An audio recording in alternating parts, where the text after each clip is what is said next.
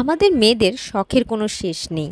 কারো শখ নিজের একটা সংসার, কারো শখ হয়তো শাড়ি, চুড়ি, গয়না ইত্যাদি। আর আমাদের এই শখগুলো পূরণ করার জন্য পরিবারের পুরুষ সদস্যরা যেন সবসময় ব্যতিব্যস্ত।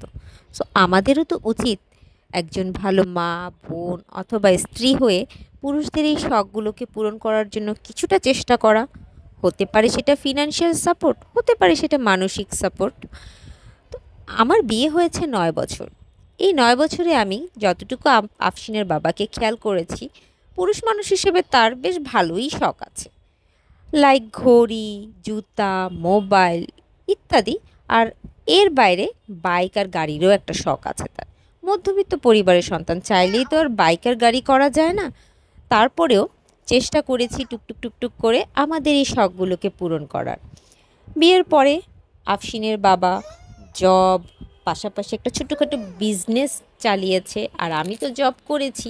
এই করে করে অনেক কষ্ট করে মাথার ঘাম পায়ে ফেলে আমরা আমাদের শখ পূরণ করেছি। আর সেই শখ থেকেই আফসিনের বাবার বাইক, তার গাড়ির শখ সবগুলোই পূরণ হয়েছে আলহামদুলিল্লাহ।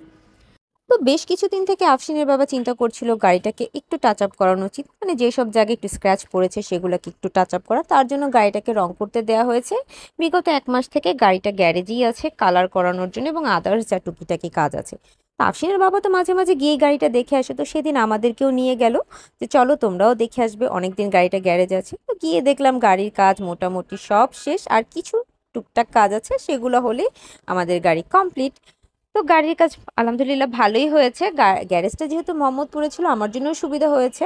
বাবার বাসা থেকে যাওয়ার পথে গাড়িটা দেখে গেলাম। আফসিন তো বেশ খুশি তার গাড়িটাকে দেখে। তো দিন শেষে শখ পূরণ করতে গিয়ে একটা জিনিস খুব ফিল করেছি, আর তা হলো আপনি যখন একটু ভালো থাকার চেষ্টা করবেন বা আপনি যখন একটু ভালো থাকবেন, তখন আপনার যে সবচেয়ে কাছের মানুষগুলো না, তারাই আপনার এই ভালো থাকাটাকে সহ্য করতে পারবে না। তাদের মাথায় ঘুরপাক খাবে, কিভাবে হলো, কিভাবে কি করলো। কিন্তু এর পেছনে যে শ্রম, যে ঘাম আপনি ঢেলেছেন, সেটা তাদের চোখে ঠেকবে না। একদিক দিয়ে ভালোই হয়েছে, আমরা মানুষ চিনতে পেরেছি। আমরা বুঝতে পেরেছি যে আপনার কাছের মানুষগুলো আপনার সবচেয়ে বড় শত্রু। মানুষরূপী এক একটা বিষধর সাপ। ঠিকই বলে, মানুষের চাইতে ভয়ঙ্কর প্রাণী এই পৃথিবীতে নাই। আপনার ভালো যারা দেখতে পারে না, আপনার ভালো যারা সহ্য করতে পারে না, তাদেরকে এড়িয়ে চলাই ভালো। অ্যাটলিস্ট এতটুকু তো শিক্ষা হয়েছে।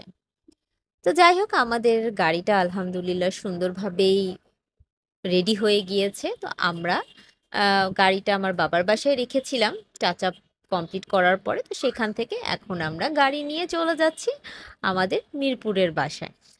সবশেষে সবার জন্য আমার মন থেকে থাকবে শুভকামনা যে আপনারাও যাতে আপনাদের ছোট ছোট শখ, বড় বড় শখ সব কিছুই সুন্দরভাবে পূরণ করতে পারেন।